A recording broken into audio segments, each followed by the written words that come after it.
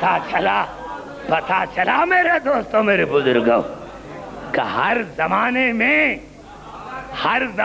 میں کوئی ہادی ہے، کیونکہ قیامت کا تعلق امامت سے ہے، نبوت سے نہیں۔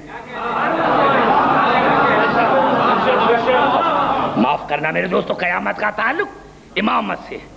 یوم ندعو کل اناس بامامہم، ہم قیامت کے دن ہر انسان کو بلائیں گے اس کے امام کے ساتھ۔ اور ابن خلدون نے کیا لکھا؟ ابن خلدون نے یہ لکھا کہ اللہ اس دنیا میں کیا دیتا ہے ہمیں؟ روزے یہاں رکھو جنت وہاں ملے گی،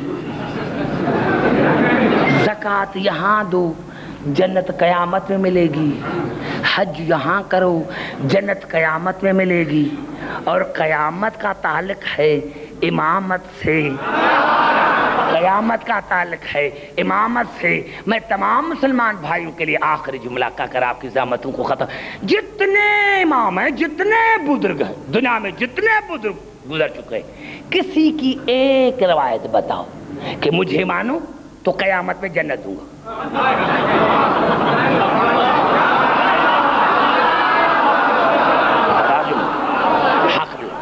شبیر بھائی، اگر کسی کے بزرگ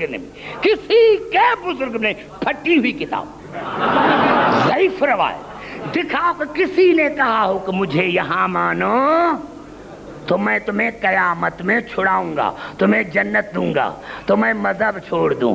ارے اگر جنت پر اقتدار ہوتا تو بیٹے کو نہ کہتا کہ حسن سے لکھوا کے لے کر آؤ۔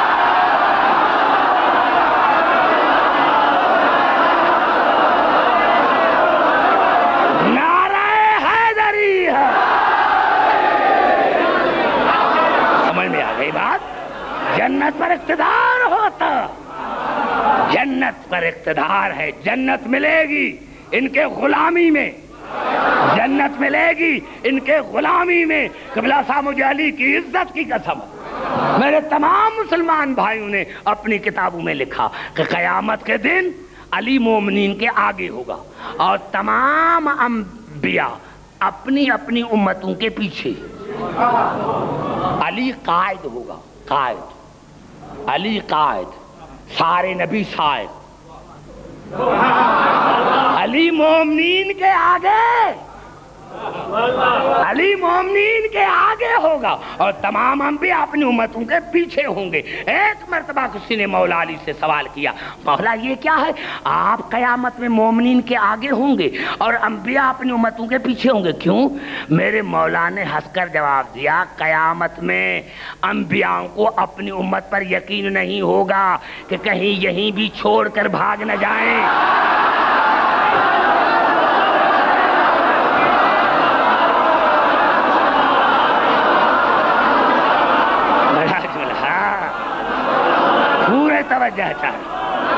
پوری توجہ ہے، مجھے یقین ہے، مجھے یقین ہے، کہا قیامت میں انبیاء اپنی امتوں کے پیچھے اسی لیے ہوں گے، ان کو یقین نہیں ہوگا کہ کہیں یہاں بھی چھوڑ کر بھاگ نہ جائیں۔ دیکھیں نا، یہی تو عرض کر رہا تھا میں، ایک جملہ پھر، اگر 2 آیتیں نہ پڑھوں تو شاید میری تقریر جو ہے انکمپلیٹ رہ جائے۔ بھائی جب اللہ نے قبلہ کہا ہے یحاربون اللہ ورسولہ، اللہ سے اس کے رسول سے جنگ کرتے ہیں، اللہ سے تو آتا کسی نے جنگ نہیں کی نا، کسی نے نہیں کی نا، یعنی جو رسول سے جنگ کرتا ہے وہ اللہ سے کرتا ہے، تو یا اللہ عہد میں آپ سے لڑے نا، عہد میں آپ سے لڑے نا، ارادہ کرتا کوئی نہ رہتا۔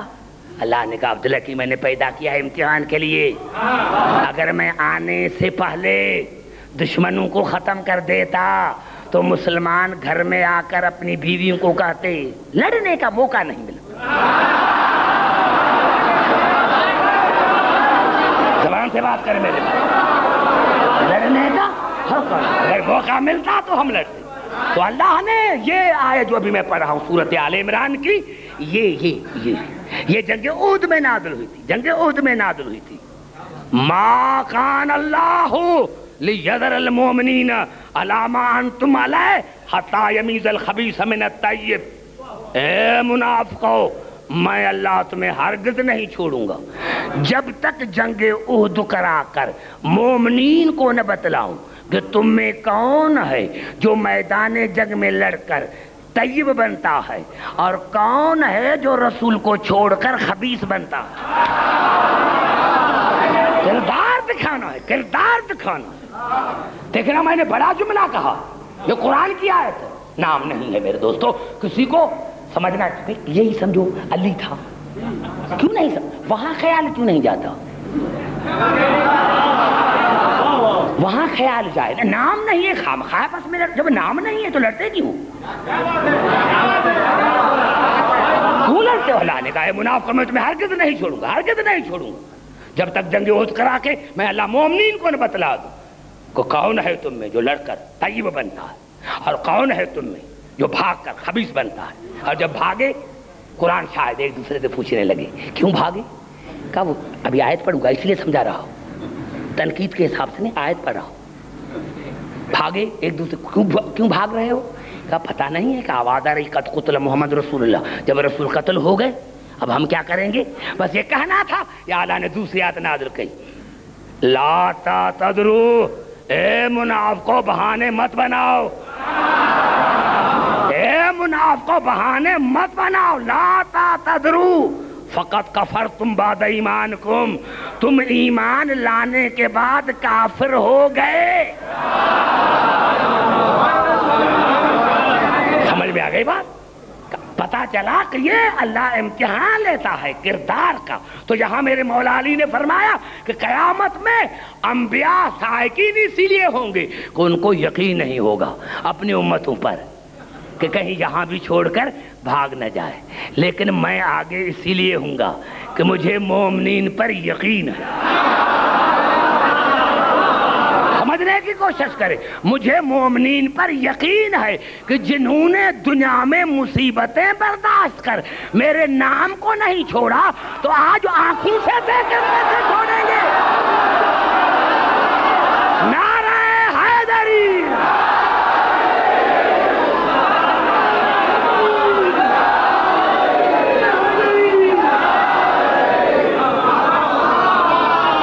دیکھا آپ نے، دیکھا آپ نے، یہ ہے مومن، یہ ہے مومن، یہ ہے مومن.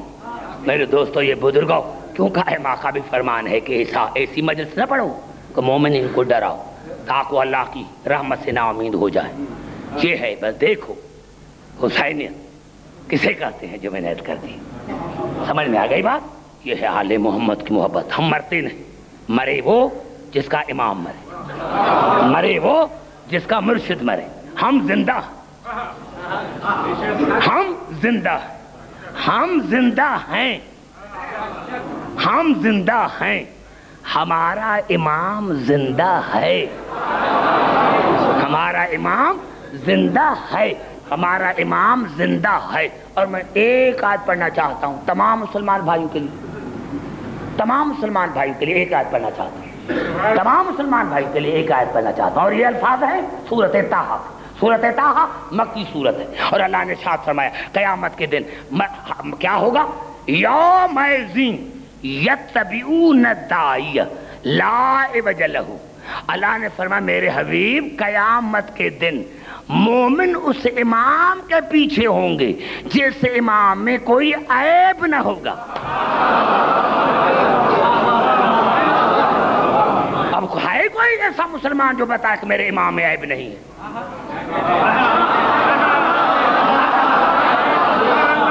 یہ قرآن کی آیت ہے، میں نے کوئی حدیث تو نہیں پڑھی. یوم یتبعون الداعی لا عوج لہ، قیامت کے دن مومن اس کے پیچھے ہوں گے جس میں کوئی عیب نہ ہوگا، عیب نہ ہوگا. آج اپنے پرائے سارے کہتے مسجد میں مجلس ہوتی ہے نعرہ حیدری. ارے مسجد میں علی کا ذکر، یہ بات سمجھ نہیں آتی. مسجد میں علی کا نعرہ نہ لگا. میرے بھائی معاف کرنا، معاف کرنا، میں گیا تھا عمرے پر قبلہ، جتنی بھی آپ گئے ہوں گے، جو بھی چیز، جو بھی جگہ علی کے نام پر منسوب ہے، سعودی عربیہ اس کو گرا دیتی ہے، مسجدیں گرا دو۔ کیوں؟ علی کا تصور مٹ جائے۔ میں گیا گزرتا، وہ جو خیبر میں جنگی خیبر میں مسجد علی، اس کو بھی گرا دیا ہے، جہاں گرا دو۔ کیوں گرا دو؟ تاکہ علی کی یاد ختم ہو جائے۔ ہاں مجھے دوستوں نے کہا عبداللہ کی بڑا ظلم کیا ہے کہ مسجدوں کو گرا دیتے ہیں، جو علی کے نام سے مسجد ہے اس کو گرا دیتے ہیں۔ میں نے کہا ہاں بھائی، اللہ کو پتا تھا کہ جو چیز علی کے نام پر ہوگی اس کو گرائیں گے، اسی لیے اللہ علی کو کعبے میں لے کر آیا۔